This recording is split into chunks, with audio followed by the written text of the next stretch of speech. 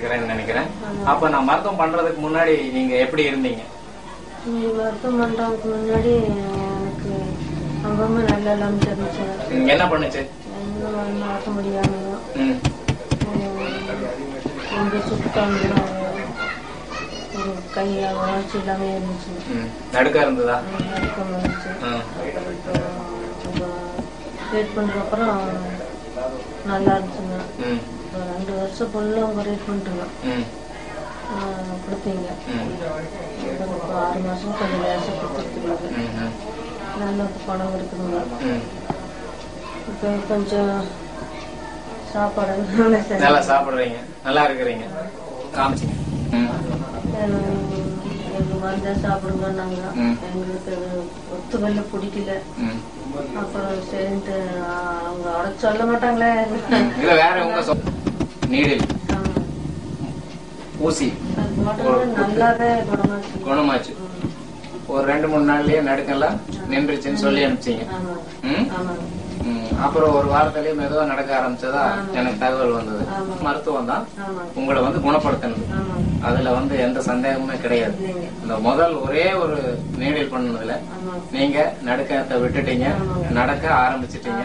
உங்க வேலைகளை நீங்களே செய்ய ஆரம்பிச்சிட்டீங்க. நானே செய்ய ஆரம்பிச்சுட்டு அப்புறம் எனக்கு அதுல படிப்படியே நல்ல பணமாயிடுச்சு. ஆமா, இது அக்குபஞ்சருக்கு கிடைச்ச ஒரு பெரிய சாதனை அப்படிதான் சொல்லணும்.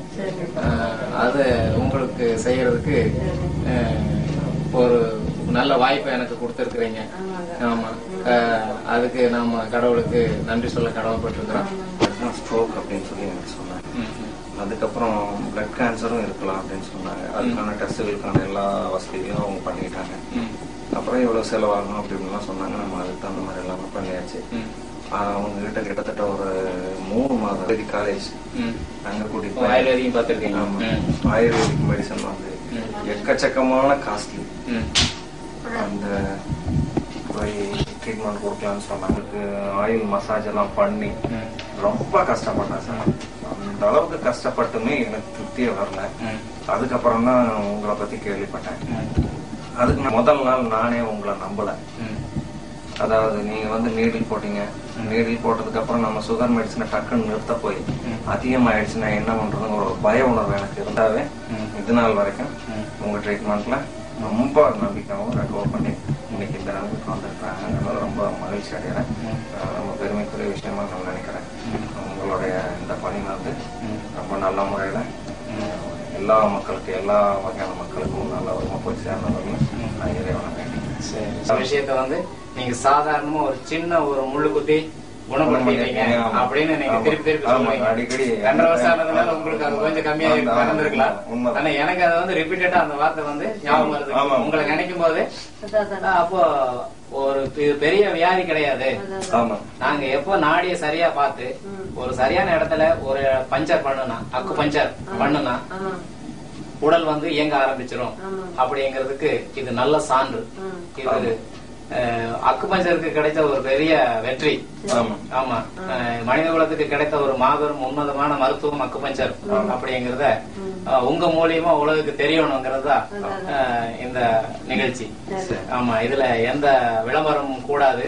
இது மற்றவர்களை விளம்பரப்படுத்துவதற்கோ கவர்வதற்காக எடுக்கப்பட்ட நிகழ்ச்சி அல்ல. இது விழிப்புணர்வு ஏற்படுத்துவதற்காக எடுக்கப்பட்ட நிகழ்ச்சி.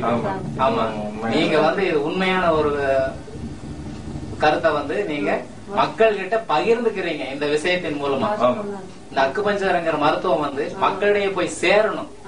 அது ஒரு பெரிய உன்னதமான மருத்துவம். செலவு பெரிய செலவு கிடையாது. இயங்காத கை இயங்குகிறது, நடுங்குகிற கை நடுக்கம் இல்லாம நிக்குது. அது இயக்கத்துக்கு வரும்போது ரொம்ப அற்புதமா செயல்படுது.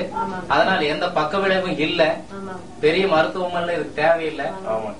அப்படிங்கறத மக்கள் தெரிஞ்சுக்கணுங்கிற ஒரு விழிப்புணர்வுக்காகத்தான் நாம இந்த நிகழ்ச்சியை மக்களுக்காக நாம இதை எடுத்துக்கிட்டு இருக்கிறோம்.